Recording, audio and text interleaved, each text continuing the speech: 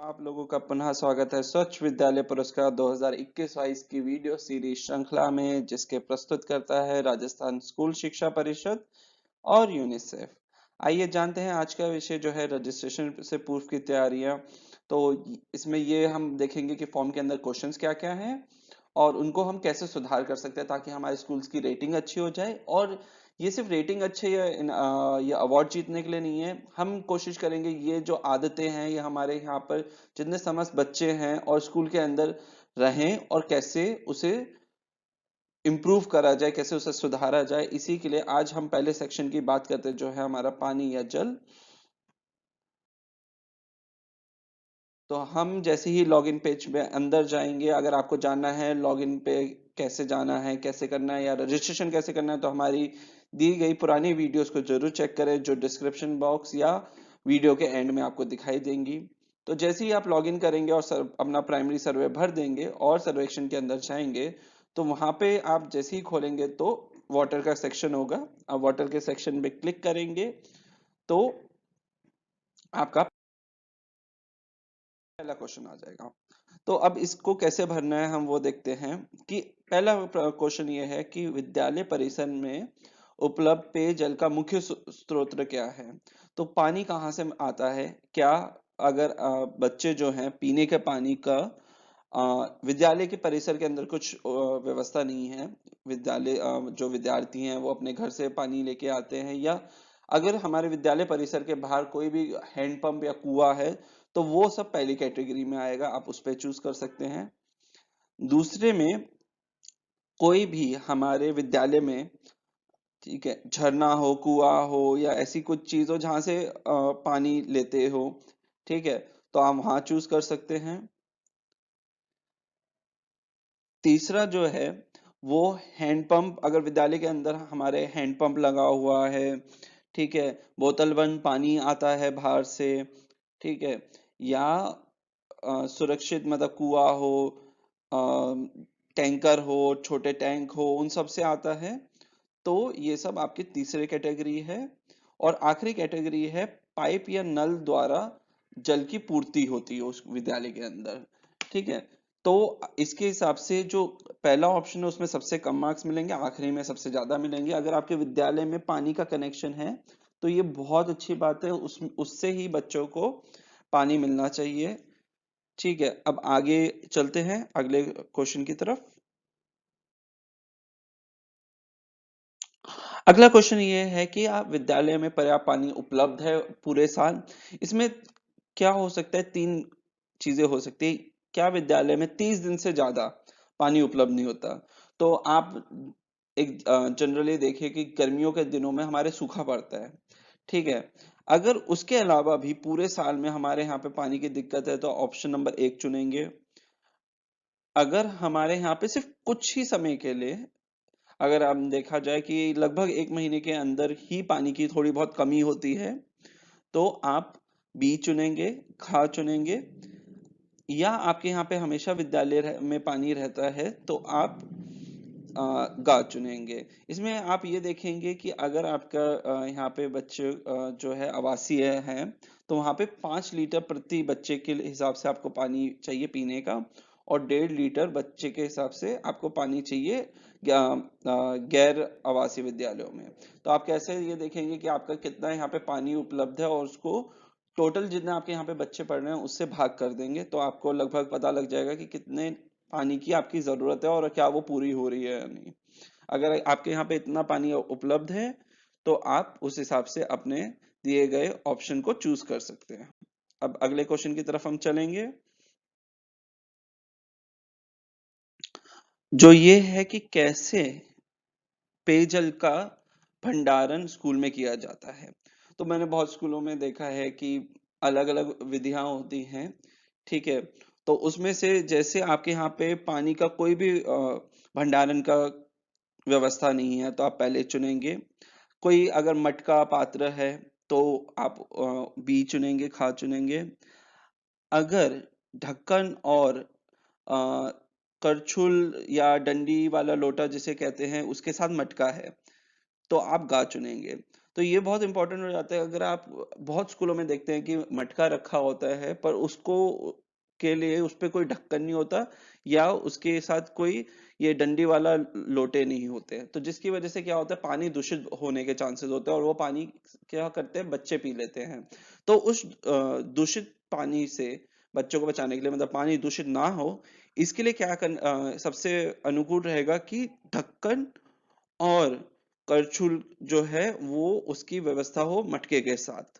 ठीक है, आगे हम दिखाएंगे कि उसकी हाइट कितनी होनी चाहिए, लगभग लगभग कैसे कर सकते हैं, कितनी हाइट पे होना चाहिए, तो वो भी एक अच्छा होगा बच्चों के लिए। अगला ये है कि नल या टोटी युक्त पात्र हो। बहुत सारे नल आते हैं या फिर हमारे जार्स आते हैं जिसमें नल लगा होता है, तो उसकी व्यवस्था है तो आप उसका अगला ऑप्शन चुनेंगे। और बहुत सारे स्कूलों में क्या होता है कि फिल्टर लगा होता है या फिर नलों से पानी आता है जिससे बच्चे पीते हैं, तो आप आखिरी ऑप्शन चुनेंगे। उसके बाद हम ये देखेंगे कि विद्यालय के अंदर कुछ भी पानी का उपचार करने के लिए या उसका ट्रीटमेंट करने के लिए कुछ भी प्रक्रिया है या नहीं है। ठीक है, अगर कुछ भी नहीं है तो पहला चुनेंगे। अगर पानी छान के इस्तेमाल करा जाता है, ठीक है, या सोलर डिसइंफेक्शन करा जाता है, तो आप खा चुनेंगे। पानी को उबाल कर क्लोरीनेट करा जाता है या ब्लीचिंग पाउडर के माध्यम से पानी साफ करा जाता है, तो आप गा चुनेंगे। ठीक है, अगर पानी का जैसे जल स्रोत तो होता है और उसमें बाहर से कहीं साफ पानी आ रहा होता है, तो कभी बार टैंकर से आ रहा होता है या किसी चीज से, तो हमें विद्यालय में उसको साफ करने की जरूरत नहीं है क्योंकि आरओ का पानी ही आ रहा होता है बहुत बार। तो उस कंडीशन में भी हम गाय ही चुनेंगे।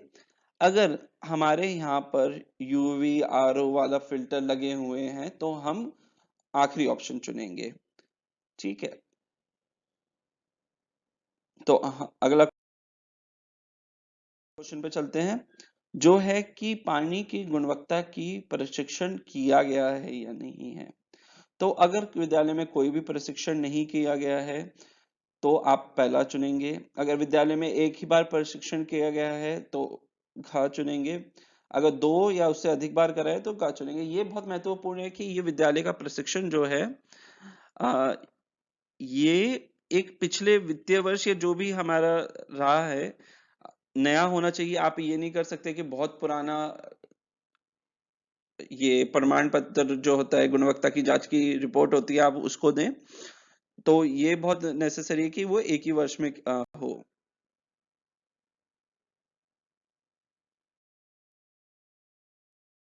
अब ये बहुत इंपॉर्टेंट है, अगला क्वेश्चन, कि विद्यालय में कितने क्रियाशील पेयजल बिंदु पॉइंट्स हैं। ठीक है, तो इसमें ये है कि कितने पॉइंट से बच्चे पानी पीते हैं। तो इसके लिए सीधा ये है, मैं अगला आपको स्लाइड दिखाता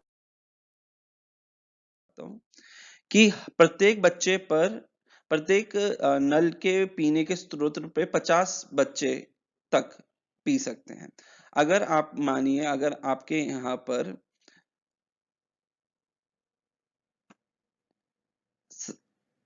700 बच्चे हैं, तो आप क्या करेंगे, उसको 50 से भाग कर देंगे।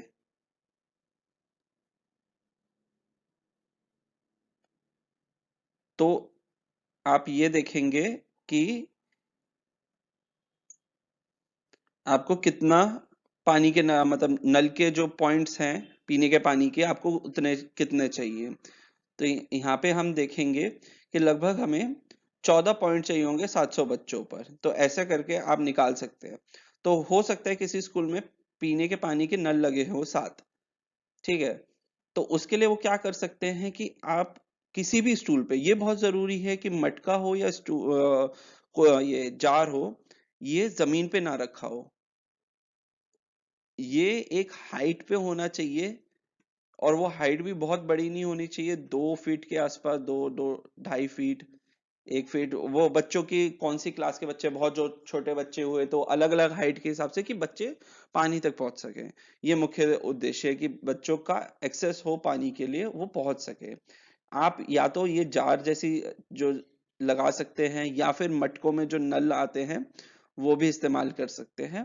पर अगर मटका है तो उसमें ढक्कन लगा होना चाहिए, ऐसा नहीं खुला मटका हो, और उसमें नल हो तो नल हो।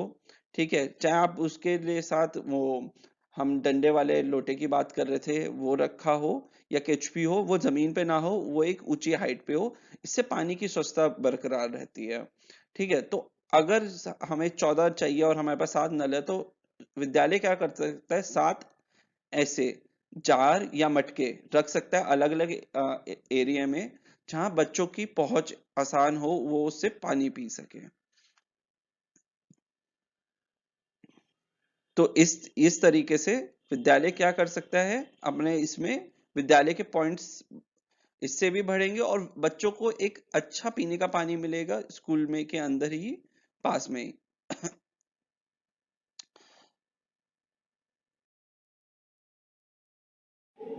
तो ये जैसे विद्यालय में आप जब फोटो वोटो लेंगे, तो आप ये देखेंगे कि अगर आपके पास ट्रीटमेंट यूनिट है ना, तो वो ऐसे रखा हुआ हो जिसमें नल लगे हों।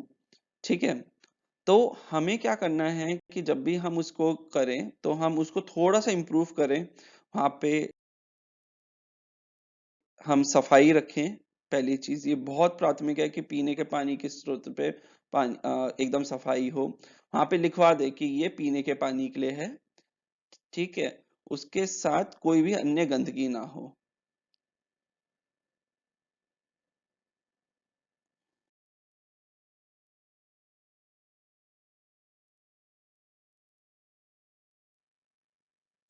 अब हम आगे चलेंगे अगले प्रश्न पर। तो आपने उम्मीद करता हूँ ये देख लिया हो कि कैसे पानी का एक्सेस बच्चों के लिए बहुत इंपॉर्टेंट होता है, साफ पानी उनको मिले। अब ये है कि शौचालय के उपयोग के बाद बच्चे बच्चों के पास ये है कि वहां पे वो पानी डाल सकते हैं, क्या वहां पे कोई स्रोत है या नहीं है। अगर नहीं है तो पहला चुनेंगे। अगर शौचालय की इकाई के पास में ही ये हैंडपंप हो या बाल्टी हो, तो आप खाद चुनेंगे। अगर शौचालय इकाई के अंदर की तरफ कोई भी ड्रम हो, सीमेंट की टंकी हो, प्लास्टिक के बड़े बड़े वो आते हैं ड्रम्स, वो हो, तो आप वो अंदर रखाएंगे, तो इससे क्या होगा, एडिशनल पॉइंट मिल जाएगा। ठीक है, आप बाहर रखने की जगह उसको अंडर ही कंस्ट्रक्ट करें, या स्कूल नया शौचालय बना रहे हैं तो इन चीजों का ध्यान रखें। और अगर सबसे जो बढ़िया चीज होगी कि प्रत्येक शौचालय इकाई के अंदर नल के माध्यम से जल की पूर्ति होती हो, ये बहुत जरूरी है। पर ये जरूरी ध्यान रखें कि शौचालय के नल लगे होने से कुछ नहीं होता, उसके अंदर पानी आना चाहिए, तो ऊपर टंकी भी लगी हो और उसका कनेक्शन हो रखा हो। सिर्फ टंकी लगने से और उसके क्या कहते हैं, नल लगने से नहीं होता, उसके अंदर पानी भरा जाए, बच्चे उसको इस्तेमाल कर सकते हैं। मुख्य उद्देश्य यही है कि शौचालय का उपयोग बच्चे कर पाए, और वो तभी कर पाएंगे जब उसमें पानी की व्यवस्था होगी।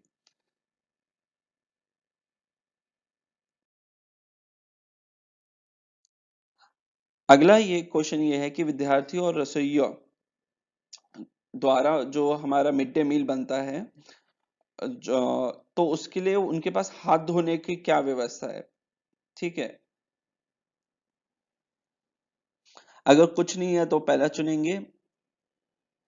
अगर हमारे वहां पे हैंडपंप या बाल्टी है तो हम खा चुनेंगे। अगर हाथ धोने का कोई स्थल है, वहां पे ड्रम, सीमेंट की टंकी, प्लास्टिक का पात्र, कंटेनर लगा हुआ है, तो गा चुनेंगे। और या फिर हमारे पास प्रॉपर जैसे देखा था वहां पे नल लगे हुए हों, तो वो सबसे बढ़िया है, आप आखिरी ऑप्शन चुनेंगे। ठीक है, इसमें ये जरूर ध्यान रखें कि कैसे स्कूल अपनी रेटिंग इंप्रूव कर सकता है, उसके लिए भी है, और बच्चों में आदत डालने के लिए भी है कि मिड डे मील के लिए अलग हाथ धुलाई की व्यवस्था हो, जो शौचालय वाले नलों से अलग हो। ठीक है, तो इससे क्या होगा कि बच्चे हाथ भी धो लेंगे, और शौचालय के लिए भी अलग रहेगा। तो जो कुछ बच्चे हाथ नहीं धोते ये सोच के कि गंदा होगा कि क्या है, तो उसके लिए इनके पास अलग अलग ऑप्शन रहेंगे। तो यही है कि अगर वहां पे आप किसी रसोइये के पास में नल नहीं होता हो सकता, तो वहां पे आप क्या करिए, ड्रम रखवा दीजिए जिसमें आप पानी भर सके। और अगर कोविड की वजह से अगर वो बंद भी है तो भी व्यवस्था होनी जरूरी है। अब आखिरी क्वेश्चन ये है कि विद्यालय के अंदर जल संचयन के या संग्रह की कोई भी व्यवस्था है, नहीं है तो नहीं। अगर सिर्फ रिचार्ज मतलब सोखता गड्ढा जिसे हम कहेंगे, ऐसा कोई व्यवस्था है जिसमें वर्षा का जल आ रहा है और वो जमीन के अंदर रिचार्ज हो रहा है, तो आप अगला ऑप्शन चुनेंगे।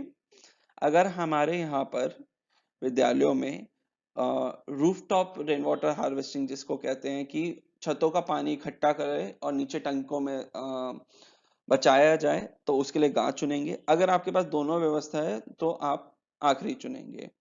तो इन इसके मार्क्स भी उसी, इन सबके मार्क्स वैसे ही होते हैं, ऊपर वाले ज्यादातर 0 होता है और नीचे वाला हायर होता है, 1 2 3 4 करके मार्क्स मिलेंगे। तो इसके लिए ये आपका आखिरी क्वेश्चन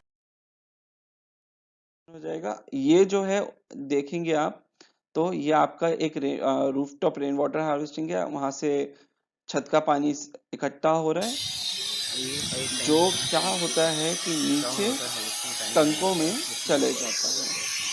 ठीक है, तो इससे अंदर ये पानी जमा हो जाता है। और अगर इसके अलावा क्या कर सकते हैं, विद्यालय सोखते गड्ढों का निर्माण कर सकते हैं। जिन विद्यालय रूफटॉप नहीं बना सकते, मतलब प्रॉपर टंका नहीं बना सकते, वो सोकपिट बना सकते हैं। इसका एक और फायदा मिलेगा कि जो हमारा पानी है हाथ धुलाई का या अलग उसका, वो भी इसमें कनेक्ट हो सकता है। मतलब एक अलग सोखता, मतलब जो सोखता गड्ढा बनेगा, एक इसका कोशिश करें अलग अलग बनाए तो बहुत अच्छा रहेगा कि हमारे पास अलग है। वर्षा के लिए और इसके लिए हाथ धुलाई के लिए नहीं है, हम एक गड्ढे में भी बना सकते हैं।